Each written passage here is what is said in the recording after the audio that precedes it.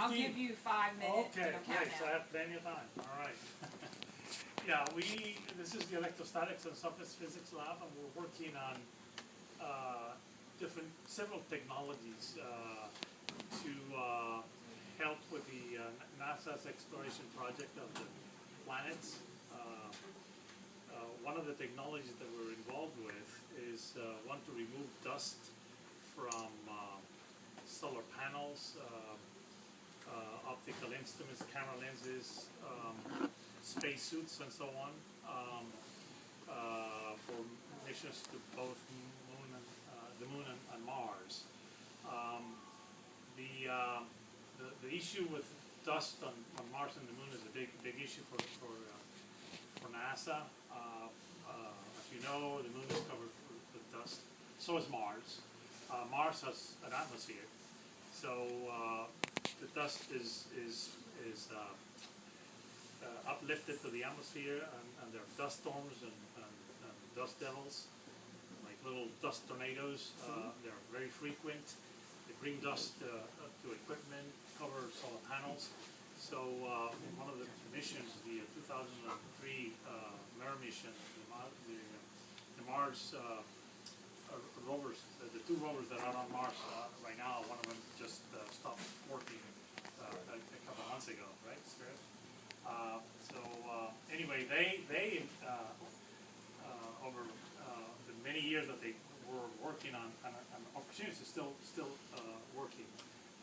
They've experienced events. You know, their solar panels have been covered with dust, and eventually the power has been reduced to like 40% of full power. And at random, there have been cleaning events when a dust devil goes by and happens to be right on top of the solar panel that cleans it. But those are random events. They take place many months apart, and so we want something that is more regularly scheduled, that we are in control of. And the moon has no such a thing. So the moon has no atmosphere. So if a rover kicks up dust, and you might have seen movies, videos of the Apollo missions where the rovers are and the astronauts are moving around, the dust gets kicked up because of the low atmosphere or the low gravity on the moon. The dust particles travel a great distance, and they adhere electrostatically to spacesuits and everything. And so anyway, that is a big issue. We came up with a technology to prevent that, and that consists of a multi-layer coating, as we call it, of conductive electrodes. This is one example. This material is called Kapton. It's one of the space-rated materials that's widely used in space. And it's a flexible film, has good electrical properties, it's a good insulator, electrical insulator. So what we have here is a drawing of electrodes made out of copper in a spiral configuration. The 3 dots here connect to the electrodes. Each one of those is independent, so they wrap around themselves.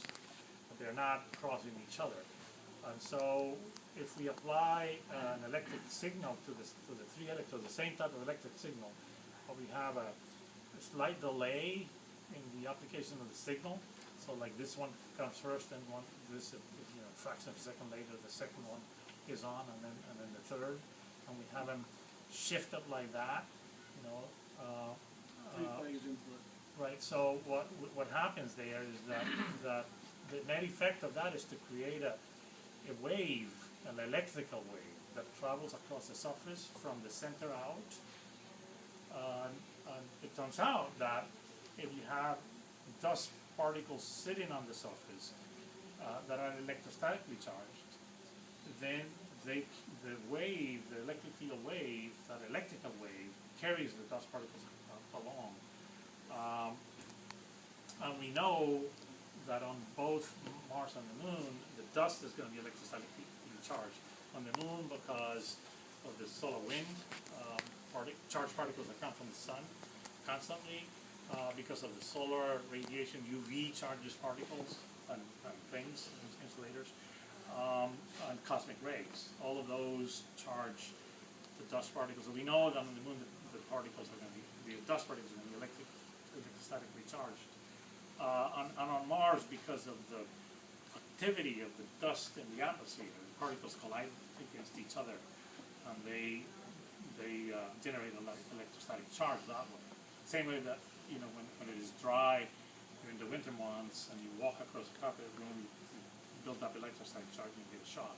Yes. What was the development process for that? Like you said that you developed that new technology. Like, so when NASA hired you and they said, you know, so this is your project now, I want you to find a way to come up with solar panels. From there to that prototype you have right there, what'd you do? All right, it really doesn't work that way. It's more like we come up with the technology on our own. NASA doesn't tell you, you know, you work on this and you work on that and work on that. Well, yes, but in some cases, NASA has, you know, we know that this is the problem. We need to solve that problem, and then NASA scientists around the country, in the 10 centers, think about ideas and come up with proposals and propose. So when we have this solution and we propose the solution, NASA looks at those proposals and say, all right, this looks like a viable thing. We're going to fund you for that. So anyway, so let's say we did that, and so the process was we proposed this solution to remove dust on solar panels on Mars, you know, back in 6-7 years ago. So we got the funding. We began to look into that. We bought some equipment. We began to build these devices and so on to test them in the lab. So you need money for that. And so, you know, many tests, one after the other. You start learning about it. You read about it. You present papers at conferences. You have discussions with other scientists. And that's how you learn. And then you do, but mostly from actually doing it in the lab. What changes have you made to your original design? What have you figured out that you had to change your thinking? Well, many things, but a lot of them are in the way you do the thing. Like, you know, the idea of the electrodes was around. Actually, it hadn't been invented by NASA, by a NASA scientist back a long time ago. Back in the 60s. Yeah, but he did not put it to practice. He just simply wrote about it. So it's a good idea. So we decided to practice. So once you start actually building the things, you realize that, you know, how do you lay the electrodes on the materials? You need to find a way to do it. How thick are they? How wide apart are they? You know, what kind of a signal do you apply to it? So you apply different signals, and so some of it is trial and error. Some of it is what you learn from doing that, and a lot of it is, you know, the physics that you know about the phenomena. And so all of that guides you to you know, perfect the technology. So that's pretty much, I mean, in a nutshell, the process. We've applied it. I'll show you before we run out of time, because I have a demo for you. But so one of the applications was the same thing, but, you know, for solar panels, you can't block the light, so they have to be transparent. So there's transparent conductors like the ones on the, you know, PDAs and like iPhones and so on, the touch screens. So we have the same grid